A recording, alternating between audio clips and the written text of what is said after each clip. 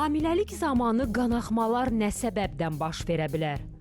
Hamiləliyin hansı dövründə təhlükəli sayılır? Həkimə nə vaxt müraciət etmək lazımdır? Ege Hospitalın cərrah mama ginekoloqu uzman doktor Səidə Səmədli danışacaq. Qanaxmasız da gedə biləcək bir vəziyyətdir bu. Ona görə bunlar üçün də ultrases müayinəsinə diaqnozuna köməklik göstərir ki, o müəyyən aralıqlarla izləyə bilirik.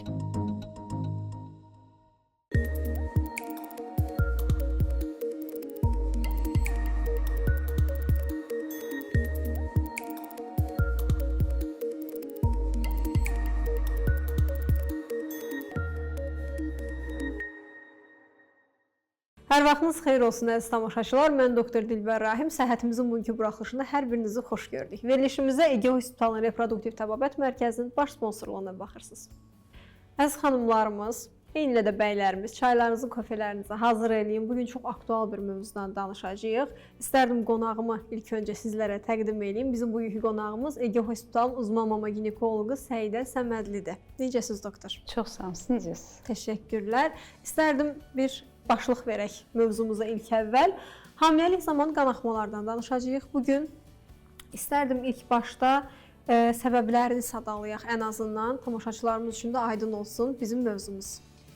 Ümumiyyətlə, hamiləlik başlanğıcından etibarən insan qadınlarda aybaşı da kəsildiyinə görə xanımlar qanaxma, vaginal qanaxma gözləmirlər. Ona görə belə bir şeylə qarşılaşdığında çox zaman təlaşlı olurlar. Və hər zamanmı həqiqətən bu vaginal qanaxmalar hamiləlikdə, yəni bir təhlükənin xəbərçisi mi olur? Hamiləlikdə olan qanaxmaların olduqca çox səbəbləri vardır. Bunlardan biri, məsələn, yerləşmə qanaxmasıdır. Ondan əlavə düşük təhlükəsi ən sıx səbəblərindən biridir. Bundan başqa boru hamiləliyi, beçəxoriyan bunlar patolojik hamiləliklərin növləridir. Ondan əlavə uşaqdan kənar hamiləliyinin müəyyən növləri vardır ki, tipləri vardır ki, uşaqlıq boynunda yerləşmiş hamiləlik, keysəriyyə çapığı nahiyəsində yerləşmiş hamiləlik və s. bunlar hər biri hamiləlikdə qanaxmaya yol aça bilən səbəblərdəndir. Bundan əlavə bunlar erkən dönəm qanaxmalarıdır. Bir də gec dönəm qanaxmaları da ola bilir ki, bu ciftin yerləşdiyi yerə bağlı olaraq və ciftin vaxtından əvvəl qopmasına bağlı olaraq da qanaxmalar ola bilir. Vaxt imkan verdikcə onlar barədə danışarıq. Əlavə olaraq onu da qeyd edim ki, sadəcə bu vaginal qanaxmaların səbəbi sırf hamiləliyə bağlı olmaya da bilir. Bəzən uşaqlıq boynunda yerləşmiş yara, poliplər, miyomlar və s. də hamiləlikdə qanaxmaya yol aça bilir. Bəzi məqamlarda çünki belə bir durumda vaginal müayinə gərəkən hallar olur. Hamilə xanımlar buna etiraz eləmək istəyirlər. Amma müayinə etmədən, təbii ki, onun bir polip olub olmadığını, orada bir polipa bağlıdırmı, qanaxma deyilmi, onu aydınlaşdırmaq çətinlik törədə bilir. Yəni, hamiləlikdə qanaxmaların olduqca çox səbəbləri var. Bunlarda dediyim kimi tam təhlükəsiz hesab edilənlər də var. Həqiqətən də riskli hallar da ola bilir ki, bəli, təhlükəsiz məsələn olanlardan biri yerləşmə qanaxması. Bu çox zaman növbət gözlənilən aybaşıya uyğun gələn bir vaxtda düşür və yaxud da bir neçə gün ondan öncə sonra bu implantasiyaya müvafiq bir qanaxmadır. Yəni uşaqlıq deyək ki, hamiləlik kəsəsinin uşaqlıq boşluğuna yerləşməsinə müvafiq olan az miqdarda ləkə kimi ola bilər. Aybaşdan həm müddətcə az olur, həm miqdarca az olur, daha çox ləkə kimi bir qanaxma ola bilər. Çox hallarda buna biz qarşılaşırıq. Bu da təlaşlana bilir hamilələr, amma müayinə etdikdə başa düşürük ki, yəni bu heç bir problemə yol açan bir qanaxma deyildir. Qanaxma deyən kimi əsas da hamiləlik zamanı ilk ağla gələn düşük təhlükəsidir. Yəni necə dəyərləndirə bilərik ümumiyyətlə hamilələr bunu ən azından özünü dəyərləndirə bilərmi, yoxsa hər hansı bir qanaxma zamanı mütləq müayinə gərəklimidir? Hamiləliyin diaqnostikasında məsələn ultrases müayinəsinin olduqca çox önəmi var. Erkən dönəmlərdə ultrases müayinəsi ilə hamiləliyin uşaqlığın içərisində yerləşdiyini, uşaqdaxili hamiləlik olduğunu təsbit etdiyimizdə və buna müvafiq qanaxmalar olanda adətən ən sıx səbəblərdən biri düşük təhlükəsi olmuş olur.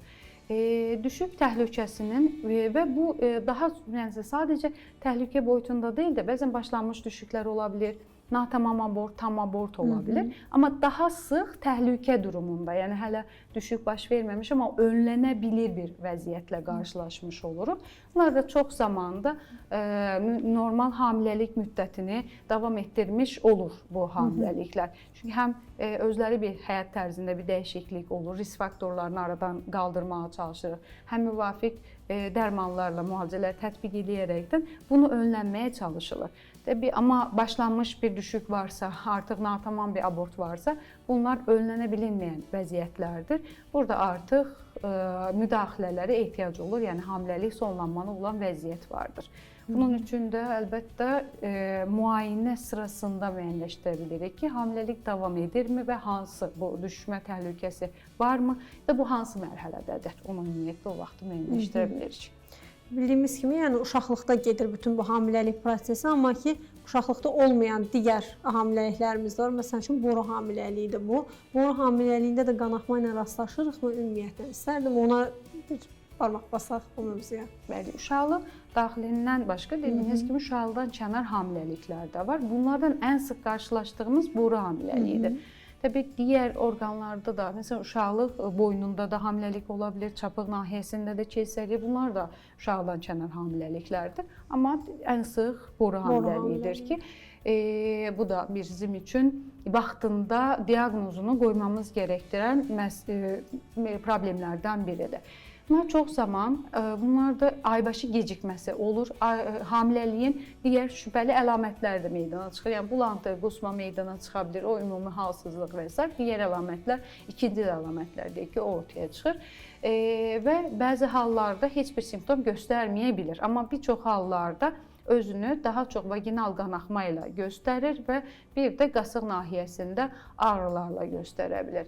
Yenə də burada biz diaqnoz qoymamızda bizim köməyimizə ultrasəs müayinəsi çatır ki, ultrasəs müayinəsində hamiləlik kəsəsinin və embrion varsa onun yerini, zamanını müəyyənləşdirməyə imkan verir. Çünki boru hamiləliyi həqiqətən vaxtında təsbit edilmədikdə irəliləyə bilir və boru nahiyəsində partlamaya, daxili qanaxmaya səbəb ola bilir ki, bu təcili cərrahi əməliyyat gərəkdirəcək bir vəziyyət olur. Çünki həyatı bir risk artıq ortaya çıxa bilir. Amma erkən dönəmdə, daha erkən dönəmdə təsbit edilərsə bu risklər də aşağı olur və müəyyən dərmanlar vasitəsilə də əməliyyata gedilmədən qarşısı alınıla bilir. Bunu da qeyd edeyim ki, bəzən boru hamiləliyini insanlar çox tələsirlər, diaqnozu, məsələn, ultrasəs müayinəsindən keçməyə, tutalım, heç aybaşı gecikməsi olmayıb, ultrasəs müayinəsinə düşür, uşaqlıq daxilində hamiləlik görülmür, amma elə təlaşa düşülür, qonşuda, qohumda da kimdəsə boru hamiləliyi varsa, o saat ağlına gəlir ki, məndə də boru hamiləliyi varmı? Bu da bir təlaşa yol açır normalda və belə bir halda adətən biz istəyirik ki, aybaşı vaxtını bir həftə keçdikdən sonraki müddət təxmini 5 həftəlik hamiləliyə müvafiq gəlir. O, ən uyğun ultrasəs müayinəsi üçün bir vaxtdır. Əgər başqa bir, təbii ki, ağrı, acı, qanaxma, hər hansı bir şikayəti yoxdursa, təxmini bu vaxtlarda ultrasəs müayinəsindən keçilməsi vacibdir. Sadəcə bununla da diaqnoz qoyulmur. Çox zaman BTCG hamiləlik dəyərləri bizə köməklik etmiş olur. Çünki hamiləlik bu dəyərlərinin qanda artış səviyyəsi boru hamiləliklərində normal hamiləliyə görə fərqli ola bilər. Fərqli gedişata sahib olur. 2 gündən bir, məsələn, BTCG o hamiləlik dəyərinin təqibini alaraqdan vaxtında diaqnoz qoya bilirik. Təbii ki, bu da qanaxma verə biləcək kimi vaginal qanaxmalara səbəb olar. Amma vaxtında aradan qaldırmamız gərəkən sağlıq problemlərindən biridir. Digər bir sualım boş hamiləlik haqqında da əslində qalsa, boş hamiləlik və inkişaf etməyən, inkişafdan qalan hamiləlik. Bu zamanda qanaxmalar görülürmü, yoxsa yox? Boş hamiləlik və inkişafdan qalmış hamiləliklər də özünü vaginal qanaxma ilə göstərə bilir. Amma bəzi hallarda heç bir simptom verməyə bilir. Yəni, hamilə olduğu gecikməsi olur, ultrasəs müayinəsində hamiləlik kəsəsini məsələn görürük, müəyyən zaman aralıqlarla izləyirik, amma görürük ki, kəsə böyüsə də embrion yəni zamana müvafiq olaraq əmələ gəlmir, ya da kəsədə də böyümə baş vermir, o müəyyən zaman aralıqlarla. Bu zaman artıq boş hamiləlik, embrionik hamiləlik diaqnozu qoya bilirik. İnkişafdan qalmış hamiləliklər də eləcək. Bəzi hamiləliklər 7 həftəlikdə inkişafdan qalır, heç bir simptom vermədən davam edə bilər. Hamilə xanım hamileliğin inkişaf etdiyini düşünür. Məsələn 10 həftədə təkrar müayinəyə gəldiyinizdə baxırıq ki, 7 həftədə inkişafdan qalıbmış. Bunların da təbii ki, özünü göstərmə səbəblərindən, yəni biri vaginal qanaxmadır, amma qanaxmasız da gedə biləcək bir vəziyyətdir bu. Ona görə bunlar üçün də ultrases müayinəsində diaqnozuna köməklik göstərir ki, o müəyyən aralıqlarla izləyə bilirik. Bunu qeyd edeyim ki, bayaq düşük təhlükəsi və ya inkişafdan düşmələrdən danışdıq, indi inkişafdan qalmış hamiləliklərdən. Bunların çox müxtəlif səbəbləri olur və xəstələri ən çox xanımları hamiləlik itkisi psixoloji olaraq da travmatik təsir göstərə bilər. Ən çox sual doğur, nədən oldu? Yəni birinci hamiləlik itkisində səbəbi nədir? Niyə belə bir şey baş verdi? Çünki özünü günahlandırma halları və s. bir çox şey o meydana gəlir. İnkişafdan qalmış hamiləliklərin, düşüklərin olduqca çox səbəbləri var. Sıralasaq məsələn ümumi ən çox səbəb genetik səbəblərdir. İlk xüsusilə 12 həftəyə qədər ki hamiləliklərin, itkilərin çoxusu embriyona bağlı səbəblər olur. Bu da daha çox genetik səbəblərdir. Daha sonra məsələn bu 4 qadından birində məsələn belə bir hallarla rastlaşa bilirik. Düşük inkişafdan qalmış halları ilə.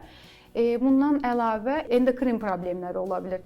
Hansı problemlərdir? Zovla bağlı ola bilər, kontrolsuz şəkərlə bağlı ola bilər, polikistik yumurtalıq sindromu da yol aça bilər belə bir duruma. Anatomik səbəblər məsələn, anatomik səbəblərdən nələr vardır? Uşaqlıq daxilinin polip ola bilər, miyom ola bilər, uşaqlığın anadan gəlmə şəkil anomaliyaları ola bilər və s. Və bundan əlavə immunoloji problemlər olur. Olduqca çox səbəbləri olur. Onu vurğulayım ki, məsələn, bir düşükdən sonra ikincisinin inkişafdan qalmış olması, düşmə olma ehtimalı təxminən 11-13%dir. 2 və ya daha artıq düşüklər olduqda isə bu ehtimal bir qədər artır. Məsələn, 3 düşüyü varsa, 4-cünün düşük olma ehtimalı 31-33%dir. Amma bu bir tərəfdən, yəni faiz olaraq 30%-ə qalxmış olsa da, belə bir itkidən, o deməkdir ki, yəni 3 düşüyü olsa belə 4-cünün yəni sağlam doğulma ehtimalı, normal doğuş əldə etmə ehtimalımız hardasa 65-70%dir. Bu da böyük bir rəqəmdir, kiçik bir rəqəm deyil. Çünki ilk düşüklər çox qarşımıza çıxa bilir.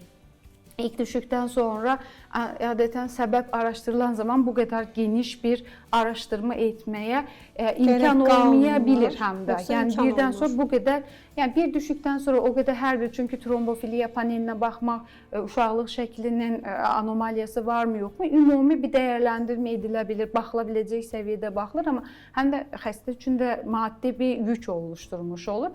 Düzdür, bəzi klinisyenlər, yəni tədqiqatçılar tək düşükdən sonra belə geniş araşdırmanın tərəfdarıdır, amma bəzi hallarda bu praktikada mümkün olmaya bilər. Hər şeyi bu qədər araşdırıb ikinci düşüyə tam hazırlıqlı olmasın deyə hazırlıq vəziyyətdə getmək çətin ola bilər. Yəni ona görə dünya üzrə əsasən təkrarlanan bir çox dərnəklər təkrarlanan düşüklərdən sonra, 2 və ya daha artıq düşükdən sonra araşdırmanın tərəfdarı olurlar. Əlbəttə burada şey də nəzərə alırıq. Biz hamilənin neçə yaşı olub, neçə yaşı var, daha öncə sonsuzluq olubmu, olmayıb, bunların hər birini nəzərə alırıq araşdıran zaman. İstərdim qan uyuşmazlığından danışaq. Rezus neqativ, yəni rezus mənfi faktorunun hamilə qadınlarımızda yaratdığı qanaxmalardan əslində danışmaq istərdim ki, bu şəkildə bir qan uyuşmazlığı deyə nəyə nəzərdə tuturuq? Döllə əlbəttə ki, ana arasında qan uyuşmazlığından hər hansı bir qanaxmaya səbəb olurmu? Olursa necə önlənə bilər? Ən azından bu haqda. Hamiləlikdə qan uyuşmazlığı dediyimizdə əsasən ananın rezusu, rezus faktoru mənfi, atanınki müsbət olduqda onlar arasında bir uyuşmazlıq nəzərdə tutulur. Belə olan halda uşaqda da müsbət qan qrupu ola biləcəyi üçün ana ilə döl arasında bir uyuşmazlıq meydana gələ biləcəyini öngörürük ki, belə bir düşüncədə olunur.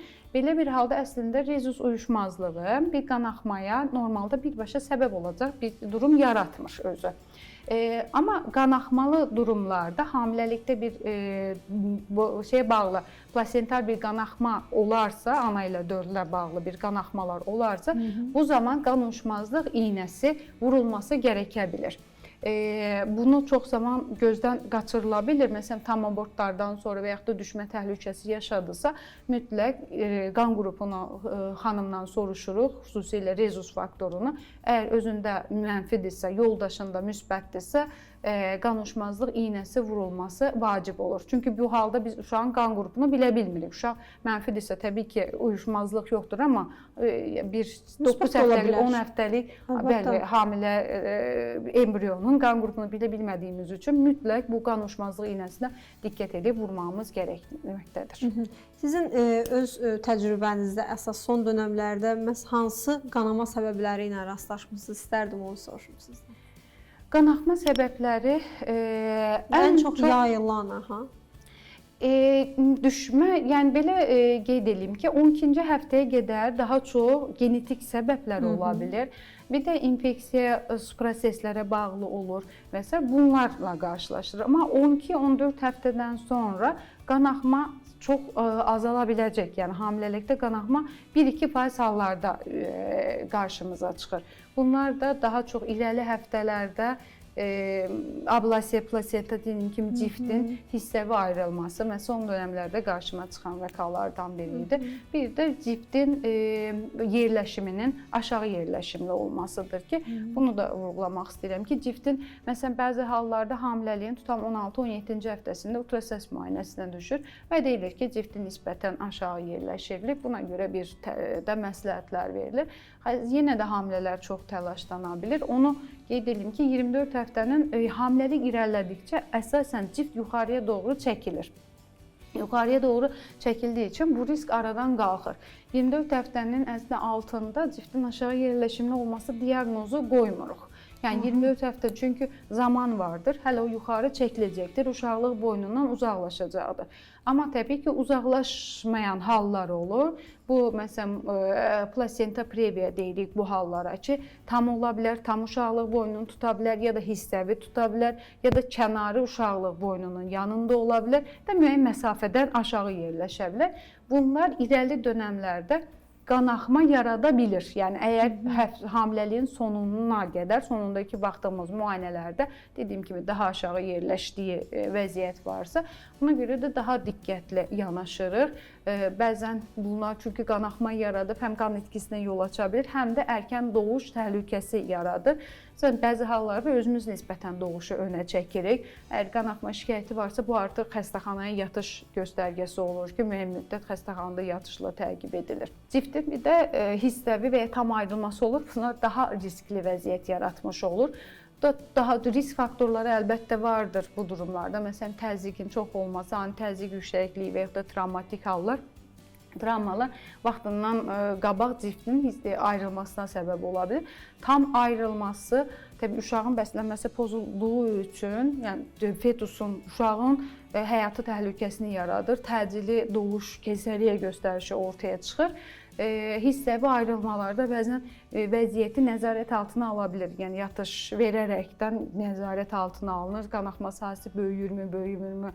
Uşağın deyək ki, həyat fəaliyyətinə necə də davam edirmi, etmirmi? Bu baxımdan nəzarət eləyə bilirik. Danışdıq nələrdən? Danışdıq boru hamiləliyi zamanı qanaxma, elə uşaqlıqda olan qeyri-tam və yaxud da tam inkişaf eləmişlərdə danışdıq. Əlavə olaraq bayaqları özünüz qeyd elədiniz, beçəxordan danışdınız. İstərdim biraz geniş şəkildə izahını verək onun. Bəli, beçəxor da bir hamiləlikdir, amma bir patolojik normal olmayan bir hamiləlikdir. Burada bir fetus uşaqdan söhbət getmir. Hamiləlik var, hamiləlik dəyəri artır, amma ortada bir deyək ki, bir uşaq fetus döl yoxdur. Bu nədir?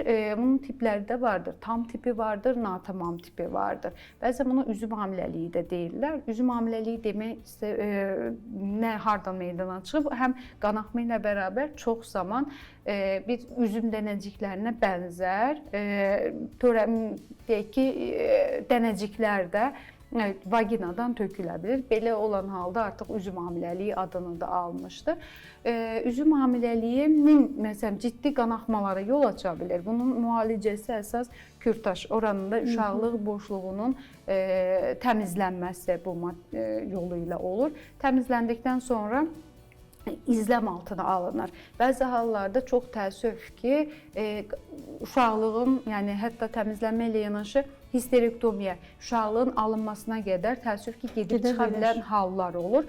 Təmizlədikdən sonra uzun müddət təqib altına alınır hamilə xanımlar, xəstələr. Nə üçün? Həm hamiləlik dəyəri sıfırlanana qədər izlənir, həm də ən az 1 il qorunması lazım olur ki, bir müddət həmin bu hamiləliyə bağlı ağırlaşma olubmu, yoxsa üstündən yeni bir hamiləlik yaranıb, bunları önləmək üçün, yəni uzun müddətli ən az 1 illik bir təqib gərəkə bilər.